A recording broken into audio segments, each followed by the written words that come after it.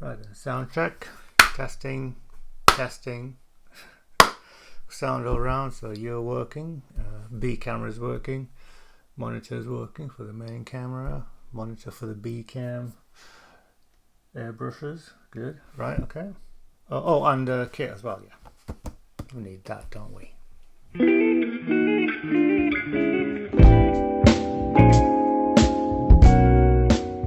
Hi there everybody, and welcome to another First Look Friday, where today we're going to have a look at an older kit, a little vintage kit. This is an Airfix 1/72 scale Blohm and Voss. So there. This is one of those weird experimental aircraft that the Germans made back in the Second World War, the 1940s. Blohm and Voss were pretty much the kings of weird aircraft, and this is just one of them. I'm not sure how much it actually did, how much they actually used it during the war. I don't think they made enough to actually make any impact at all. But that's beside the point, that's for history to look at. I'm here to look at the little kit. So yeah, Airfix 1/72 scale Blohm and Voss. It is in fact a BV141, it says so down here, and so there's the name, zoom in a bit, of this particular aircraft. So right then, let's take a quick look around the box. Yeah, painting on the front there of the vehicle, dropping bombs apparently. I'm not sure I actually got to do that, but I'm not fluent in what this aircraft did during its service. On this side of the box, Airfix Blohm and Voss 141. Actually got the model number of the aircraft, if you like, unlike on the front there where it just says, because I thought for a moment it's Blohm and Voss 72, but 72nd scale, that's what it actually says there. On here you got a little picture of a Danish mosquito. No idea why, but it's there.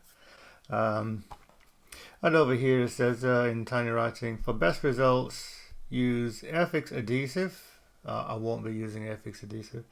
And paint numbers: black M6, green M3, white M10, blue M11, dark green M17. Not included. That's that side. On this side, it tells us this is kit series 3. Blohm and Voss 72nd scale, code number 030148, and catalog number 394. Made in England. Good old days, huh? On this side, it tells you Blohm and Voss 141, and then there's a picture of a Ford Corsair 2 and a BAC Jaguar. Yeah, speaking of Jaguar, Airfix just came out with a brand new 1/40th scale new tool Jaguar. So yeah, save the pennies, maybe get one of those. It's got a lot of good reviews out there, and so if you want to take a look at that, just type in Airfix 1/40th scale Jaguar, and you'll get a whole host of people who reviewed this aircraft. But we're talking about this aircraft, but we're not talking about that. We're talking about this.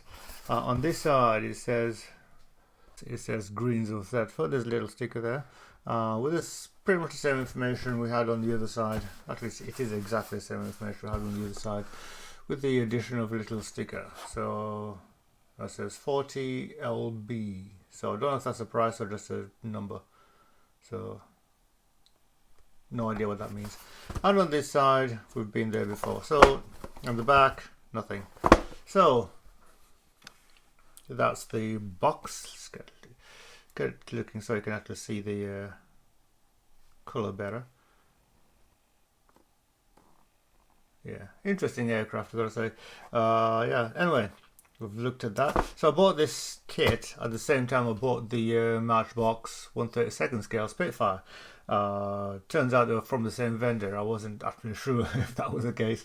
And they came in the same box, very large box. And it seems I paid postage twice, even though they were in the same parcel, and even though the vendor said postage will be joined, same, one postage for more than one thing if they're in one parcel. But yeah, so also postage was very high in this, so £8, which is ridiculous. Even if you factor in the cost of the box, the cost of the tape to tape up the box, now and because it wasn't even signed for or tracked, it was just untracked and everything. So basically, cheapest post it could have been, which should have been like £3.50. Even for a box that size, would have been about £5. So £16, no, looks like I've been gypped. Anyway, that's that. Let's take a look at what's inside the box. So I did have a quick look at it. I didn't open it up too much, but so as you can see, we have instructions, some decals with some very a little piece of paper. So in case of complaint, fill details and blah blah. So I think this is basically if there's parts missing or parts broken or whatever. And on the back it says the name of the game. Airfix have introduced a series of games to bend the mind. Big cheese spectra. To bend the mind, to achieving against an opponent or opponents the satisfaction of a win involving skill, tactics and concentration. Here are just two of them. Yeah. On the inside of the box we've got lots of bits of plastic. So wrapped up in bubble wrap. So at least it was packaged safely. I'm gonna say that for the vendor. They arrived safely. I'm just querying the cost of that. Anyway, put that aside for a moment. So we looked at that piece of paper. Let's take a look at the instructions first. Big sheet of paper, wraps up like that. Let's zoom out so we can get it all in. I'll do it that way. Right, so stage. What else is written on the box? Anyway, before we do that, let's look at this bit here. What am I doing? It's one big piece of paper. Okay then, so at the top of the page, 1/72nd scale model construction kit, Blohm Voss BV141B. The asymmetrical B141 was the most unorthodox aircraft to appear in the Second World War. Although it never went into operational service, there you go, I thought so. This was as much due to opposition by the German High Command as to any defect in the unconventional design. And goes on there more about it there. So pause and read if you want to see that. Can you even see it? I think it's in focus. So the this bit is in English, French and German, and down here you got the Airfix legend. So a white circle cement, a black circle indicates the transparent part. A black square says don't cement, and a white square indicates alternate parts. So there you go. General instructions in 3 bits. It is recommended that explosives are studied and assembly practiced before cementing together. There you go. No, small parts are best painted before assembly. Parts should be as drawn, and any molded tabs adherent to the parts removed before assembly. There you go. Something I haven't actually seen, and there's lots of other bits here. For a model with loaded undercarriage, use parts 37 to 41. So some more instructions on top of the main instructions. So it looks like they're being very thorough with how to build the skit, which is a good thing, I think, especially for the especially for those new to the hobby, as it were. Anyway, let's get to the instructions. More zooming involved here. So page 1 has two sets of sections 1 and section 2. There's a total of 5 build sections on this thing, and basically you've got one massive exploded diagram there, which is the main fuselage, the wings, the tailplane, this piece here, which I believe is the transitional bit. Oh no, it's part of the wing, or is it?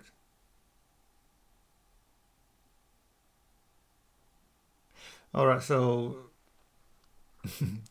I was getting confused. So basically, it looks like these bits all go together except for that piece of the wing, because that piece of the wing fits on the other side of the canopy of the crew compartment. So you put all these bits together, put those bits together, then put up the assemble the cockpit and crew compartment, which has three figures, two seated, one laying down, one a bloke with no legs up here. You know, inclusion, I guess. Yeah, so you put that all together, clear parts and all, and then you put the wing onto that, and then you put that onto that piece, and put the wing onto the side of it. So yeah, I understand what's going on here. I hope you do too. You go on to sections 3 and 4, which effectively are you assembling the wing is assembling the engine part in section 3. So the engine nacelle, the main engine is a radial engine, and propeller, nose bit, and so on. And then section 4 is putting all the bits onto the plane that you've already assembled previously. Some drop bombs, the engine as previously assembled in 3. Undercarriage, you've got a choice of in-flight undercarriage, which is this piece here, or open down undercarriage, and so on. So it gives, so you do have the options here, as mentioned down here in the special instructions bit. Let's have another close look at that. So special instructions about for model with lowered undercarriage, use parts 37 to 41 and 42 to 46.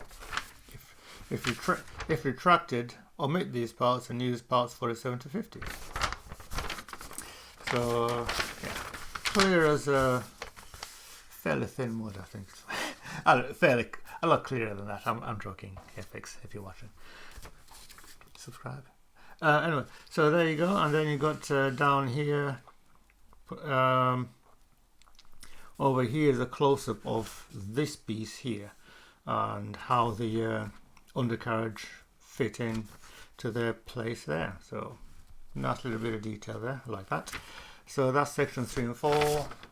Over the back here with build section 5, which isn't a build section at all. It's basically painting and marking guide.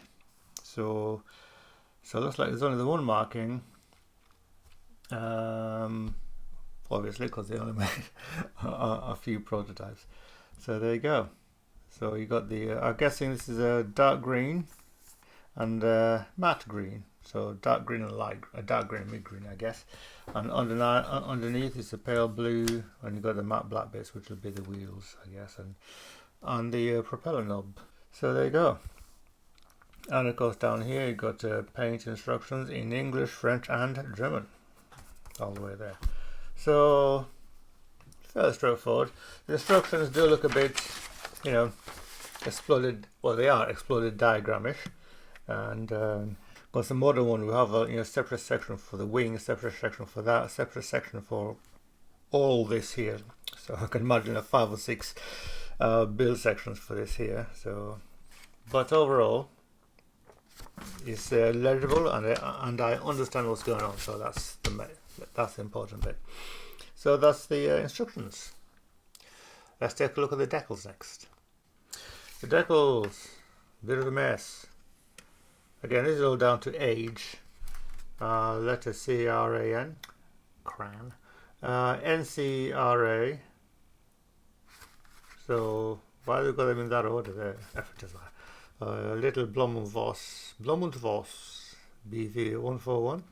It's best to say that in German. I don't know German numbers. Uns B03 uns war. See, I don't know German, but if you do, say it in German. Anyway, I say the decals have browned with age. They've got little spots of. They're not. It's not mold. It's from what I understand, it's basically in little. any little irregularities in the paper and the build, just over time it just got a bit worse and worse. So if this was new, you wouldn't see those, but because they've got old, they've just anyway. I've got this little piece of thing stick to them, and you've got a little Airfix complaints form. There you go. Anyway, so that's the decals. Right, let's take a look at some plastic. The exciting bit. I'm sure you were waiting for this. Yeah. And so let's just get bits and pieces out. And I'll try to arrange them. So from first glance, there's some pieces that have flash and some pieces that look perfectly fine. So, clear parts looking a bit messy. Yeah, I think they've got bits of something tells me there may be some minor water damage involved here, but not certain. Anyway, so let's look at what we have so far. Let's go the wings first. Wing pieces. So, as I've come to expect from older Airfix products, the Airfix aircraft at least anyway, the rivets are very noticeable. Let's see if you can see that. So you can see the rivets all there, and they are very proud.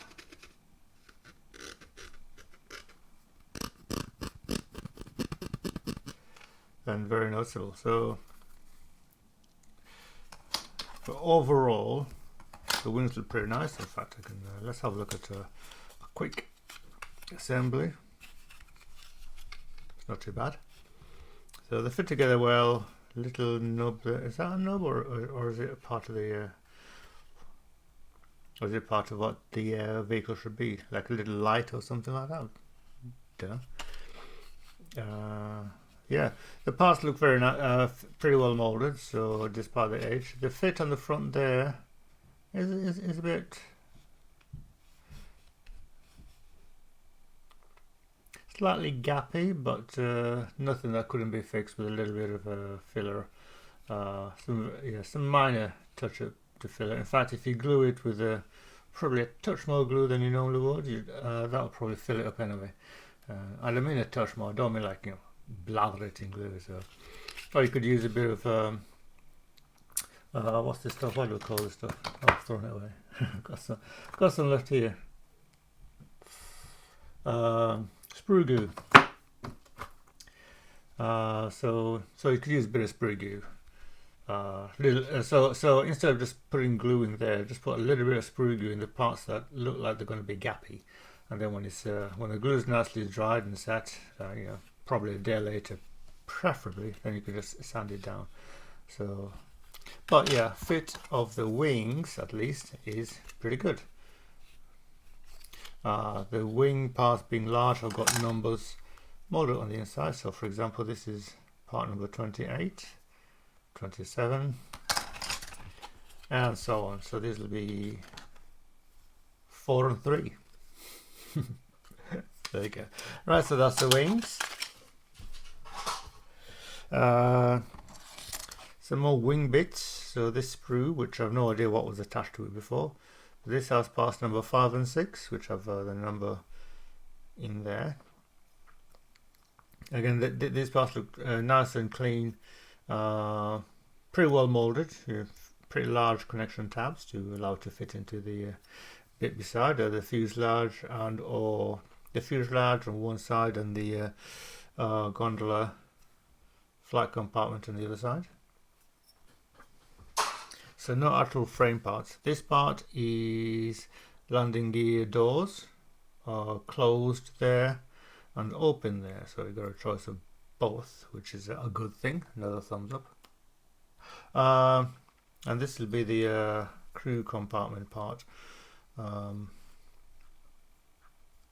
idea what that is. Some kind of ladder, I think, to allow for egress and entry. Have I got the right words? Egress, entrance. Doesn't matter. And some control parts there. Focus, baby. There you go. I think we're slightly overexposed. So what can I do here? Let's have a look. ISO. Turn it down. Still got a bit darker because I've turned down the ISO. So yeah, so that's that part. So control parts there. Overall, not bad. I've no idea how old this kit is, but for its age, it's okay. It's nothing to write home about, but nothing to be terribly disappointed in either. So which is a good thing in my opinion. So this is another piece here, which appears to be part of the crew compartment. Wing attaches to that side. So a little bit of flash on it there at the top there. Nothing that can't be easily dealt with. So that's that piece of the other side of that piece. So let's see how these fit together. So I can do this because they're all falling off the sprue. So yeah, already. So not the best fit I can see there. So looks like it's going to be some clamps we got. Looks like I'm going to need some clamps to fit this together. Yeah.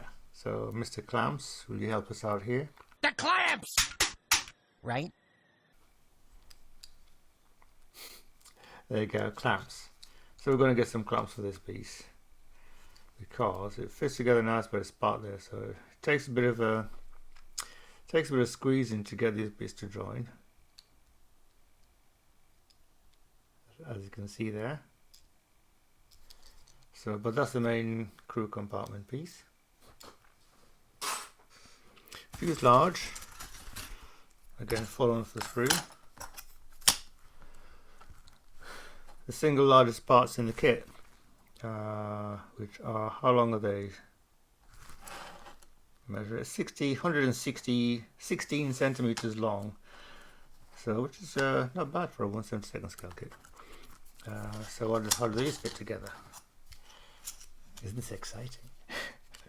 That's an okay fit actually. So again, seems to be more. I think the main reason why some of these pieces appear to be not fitting together properly. I can see there's a gap in between there.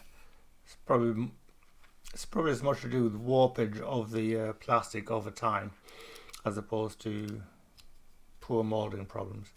So, but anyway, with a bit of help of the clamps, I think we'll be okay with that. Or a clamp-like device. So the engine will go on the front there. Just monitoring the monitor there to make sure that things don't focus. So I may have to get rid of this. Then it's blue against blue, so I'm not sure. I'd like to be able to see what you're looking at. There you go, that'll line you up. Anyway, so that's the main fuselage piece. More pieces, let's have a look. That's the tail fin. So you got little pieces, massive bit of flash on it there, which should come off fairly easily. I'll leave it there for now, and have something to do when I build it. Little push bits there. So this is all one single piece.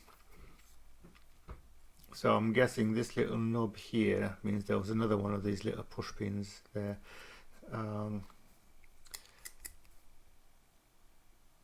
Overall, you got the rivets heavily visible. So I will be sanding down these rivets when I build this thing because they're a bit too prominent. So I'm fairly certain that if these were scale, if these were actually to scale, then on the real plane they were like rivets, like 2 inches sticking out 2 inches off the vehicle. So yeah, kind of that. That's just a guess, if you think I'm wrong, then give me that a better answer. So I probably am wrong, but you You know what I'm talking about, don't you? Anyway, that's the tail fin, or the tail wing rather. Goes like that, so that's the front of it. What else do we have? So this is another sprue, frame at random. This has wheels and crew. So landing gear, some little bombs there, the main wheels. So why is there 4 wheels? So you got these 2 wheels that are full wheels. You've got both sides on them. These 2 are single-sided wheels. So those are for the if you're building the vehicle in flight, you'd use these wheels here, as mentioned in the little side bit in the instruction manual. So there you go. There's landing gear there. That's the crew, pilot and co-pilot, and he's got a big massive tail fin on him, this guy, like a dinosaur. Which dinosaur am I talking about? You know the one. Yeah. Dimetrodon, I think it is. If I'm wrong, I'll double check it, but yeah, I think that's Dimetrodon. So yeah, so you've got I think this is the tail gunner. Yeah. Seam lines are a thing. So on the edges, so like underneath this little guy, there's like just a massive seam line across there. Got this piece here, which appears to be broken. Don't know what that's for.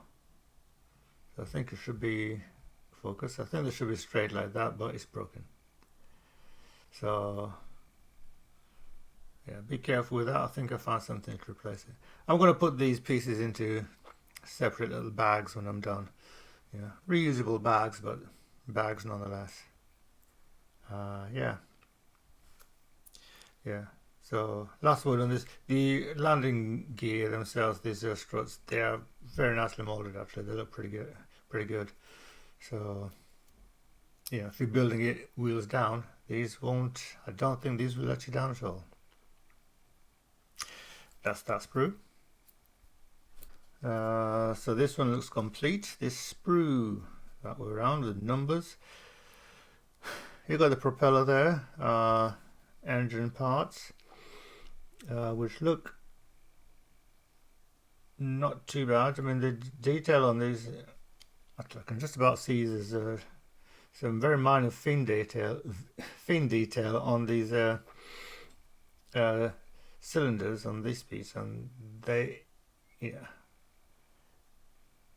Even with my fading eyesight, I can certainly see there's some detail on there, which is more than I expected. So then you've got the back of the engine. So you've got 2 banks of 1, 2, 3, 2 banks of 7. So the 14-cylinder radial engine. Engine cowl. This is the exhaust for the engine. And there you go. Some little struts there. Don't know what those are for. The little nose, I should know what this is called, the front piece of the propeller. And there you go. All out of focus, as you may have noticed. So, but overall, not too bad. And last but not least, got some clear parts and the chair. This tiny chair which have fallen off a sprue.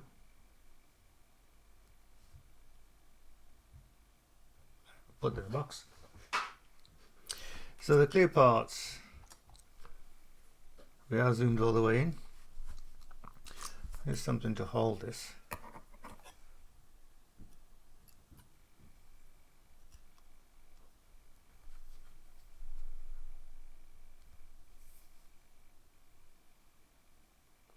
Now they've got a bit of dirt on them, or something, like over there for example. You can see there's a little brown marking. Will it wipe off? I'm not sure. I think it will clean off. It's definitely something on the surface. God.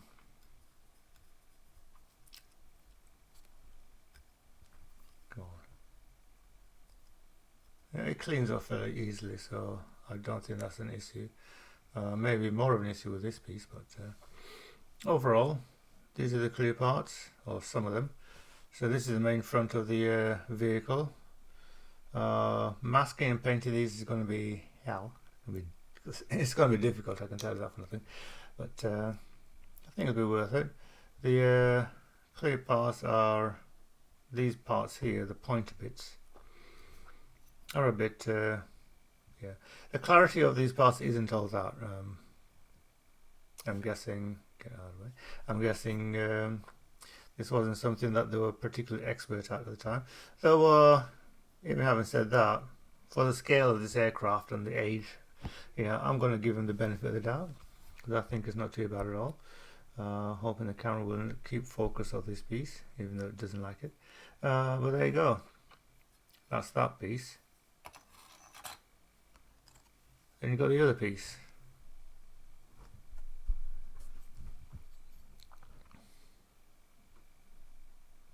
So this will be the main back of the crew compartment. Can't call it cockpit because it's more than just a cockpit. And it's not too bad at all either. So I mean, it's not that clear through it. It's a bit distorted looking through it, but otherwise it's not too bad. Yep. So there you go. Those are the clear parts. And that's pretty much it. Is there anything else in there? No, that's pretty much everything. So yeah. So final thoughts on the BV141. Okay, as models go, it's not too bad. The kit itself looks like it'll, well, it's an old Airfix kit. It'll go together fairly well, I'm fairly certain of that. So I'm not too concerned about that. What I want to do now is take a quick look at what ScaleMates has to say about it. Just a moment, please.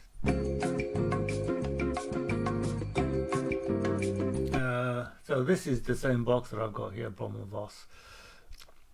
We've got some numbers here. Yeah. So this is basically the one that I've got. Released in 1973. New box and so on. Let's have a quick look at the full history. So it's originally from 1971, new box in 1973, and they kept on boxing it all the way up to 2010 when a new.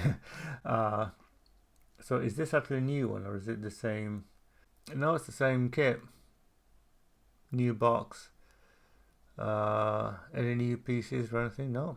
So basically the Airfix Blohm Voss from 1971 is the same one that was released in 2010. So 71, that makes it 54 years old. So it's a 54-year-old kit. And it wasn't a premium kit at the time, so it is a pretty old kit. Other manufacturers have made these things. A Special Hobby Blick. What's Blick? Yeah, so it appears Airfix appeared to have really the only one. If you go back here to the beginning, our Hobby Boss have a 1/40th scale one, which I think. Do I have that one? Let me double check. Hold on just a moment, please. I don't have the Hobby Boss kit, which appears to be in two different boxings. But that's the 1/40th scale kit anyway. So, and that was new in 2014. So it's a much newer kit and a bigger scale and so on. So it's getting alerts. Oh, I should have turned this off. Anyway, so that's the Hobby Boss one. So if you want a bigger scale one, it appears Hobby Boss are the only people doing one. And so the Airfix, they kept on boxing it all the way around for quite a while. Anyway, this is it. So Blohm & Voss 141.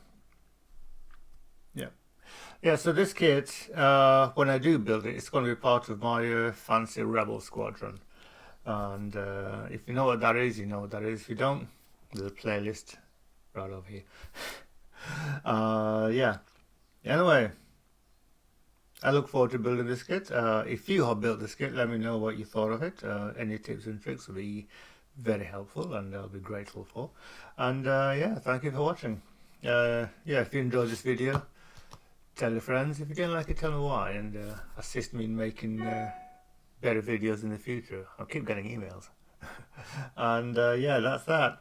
Thank you very much for watching, and yeah, do all those stuff. Thumbs up, share, and all that. And take a look at the Instagram if you're interested. Mark's Modeling Madness Instagram, and for mainly kits, so I do some photographic things as well. Yeah. Anyway, thank you very much, and happy modeling, everybody.